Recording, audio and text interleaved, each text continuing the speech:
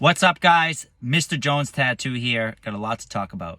So this Sunday, October 15th at 1 p.m. to 4, so for 3 hours, I'm doing an in-person tattoo education seminar. It's a 3-hour course. I have 4 students coming, and I have room for a few more. So that's some exciting news to share. The other thing I'm excited to share is I'm going to be really diving into coaching, and I want to do it online. And I'm not exactly sure how I'm going to funnel people in, but I'm going to continue to post these videos, and then eventually you'll hear about it.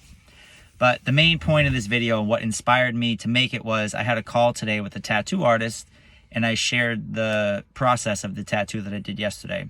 So yesterday I had a first-time client, and he had other tattoos. He had a couple of sleeves. He's a military kid. He's traveled around and collected work. But we did his whole back. It was blank. It was awesome to start with the fresh canvas. So this is the picture of the tattoo in the drawing. You'll see it in the corner here. And originally when this client reached out to me, it was kind of hard to book him because I'm really good friends with his dad. And we grew up in the same neighborhood, so I've known him since I was young. And as my rates rise, it's easy to tell a new client that I don't have a relationship with. But an existing client or an existing person from my life, it's kind of like dropping a bomb on him. He took it so well, totally understood, which was awesome. Thank you.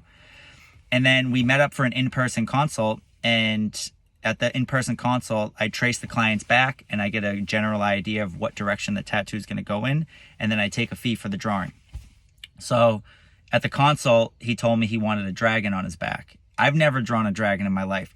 The only dragons I've ever tattooed were years ago, when I would like print them offline, trace them, put them on. But for a full back piece, I wanted to do a drawing that was something that came from me, something I understood. Like, to draw a dragon, I could spend 2 months just perfecting how to draw the claw, never mind the arm and the tail and the head and the body. So we had an in-person consult, and we went through what I call tattoo education. And I offer this to clients, I offer it to artists, and I offer it to clients who I sometimes don't even end up tattooing. I refer them to somebody that can do a better job. And I have some people in my circle who are like business minded, and they ask, do those people you refer them to give you kickback or give you a fee? And I said no, and they thought that was crazy. And I go, well, here's the thing. I'm charging the client to be educated, and then with that information, they can do what they want. So anyhow, this client came in, he wanted the dragon, and we went back and forth and bounced different ideas of what he liked. And we came upon the idea of a snake. And I mentioned flowers, and I don't think he was particularly crazy about the flowers, but I ended up doing 2 snakes and multiple flowers, and it's a really cool tattoo. I mean, it looks badass. The drawing looked good, the sketch looked good, and then when I put it on his back, it just looked like hardcore. Even though it's like a third flowers, it's still like a badass image. So I helped educate this guy and guide him into the best tattoo that I could do and that he would want to wear. And I think a lot of the times these artists that I speak to on phone calls that I'm trying to like coach, it's so easy to take people, take them on for what they tell you they want. Like, some people really don't know what they want, or they haven't seen enough to realize like what tattoo will actually fit them in something that's more timeless.